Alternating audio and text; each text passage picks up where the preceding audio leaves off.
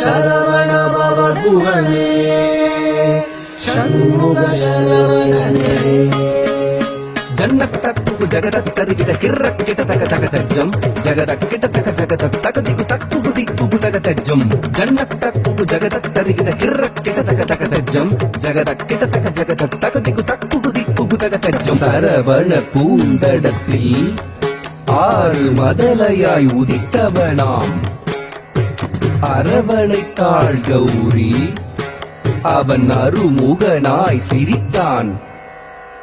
சரவண பவ குகனே ஷண்முக சரவணனே சரவண பவ குகனே ஷண்முக சரவணனே உபயர் பதம் சூட்டி உவந்தருள் செய்தான்